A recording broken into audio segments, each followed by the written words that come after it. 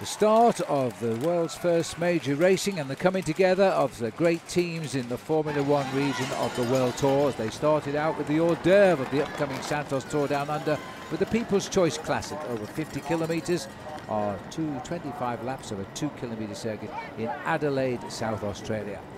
And as soon as the race got underway, the 139 riders really got it into the thick of the action. Watched by an enormous crowd in very, very warm, sunny conditions in the late afternoon. The field for the first couple of laps, a low fast, stayed together. Then an attack by Nathan Haas, an Australian on the American Garmin Sharp team.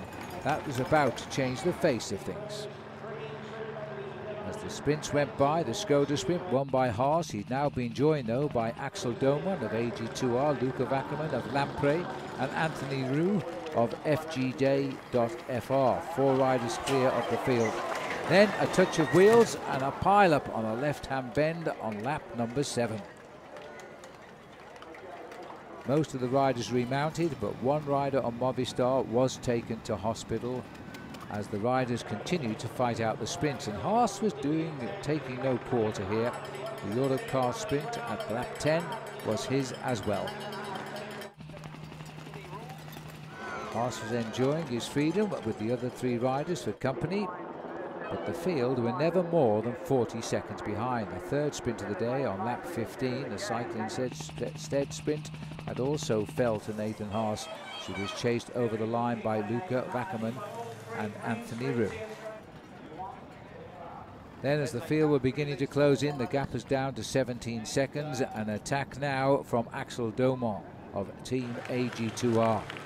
But he too was to be swept up now, and on lap 17 the field were all together. Then came an attack by Matthew Heyman on his new team, formerly of Sky. The Australian was now going back home on Team Orica Green Edge. Geraint Thomas of Team Sky brought the men in black to the front, the past 2 years providing the winner of the Tour de France. But for others, there were still crashes on the right-hand bend. This time it was Danny Van Poppel who was being caught out. Team Sky setting the pace, looking as though they were taking control in the hope they could take their sprinter Chris Sutton to the line, but all of a sudden they were swamped out of it by Team Lotto Belisol. This was an ominous move, because Lotto Belisol were guiding Andre Greipel, a 3-time winner of this event, towards the front. But as the lap was commenced, only Jürgen Roelands of Lotto was left, and it was too early for Greipel to make his move, and he was pipped on the line by Marcel Kittel. Well, Marcel Kittel, it's always a little bit complicated, the first sprint of the season. It looked like it was going to Team Sky, then to Team Lotto Belisol, but at the end of the day, your guys got it right.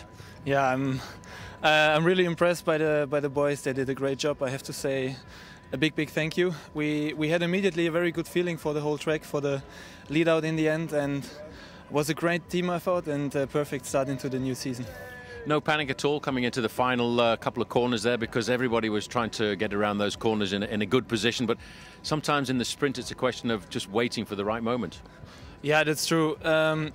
It's always a bit of a waiting game, and you need that little bit of luck to be in the perfect spot at the right moment. Yeah, I think we did a great work, and in the end it worked out that I was in the perfect position and could do my sprint. And always a bit of a relaxing moment to get that first victory of the season under the belt.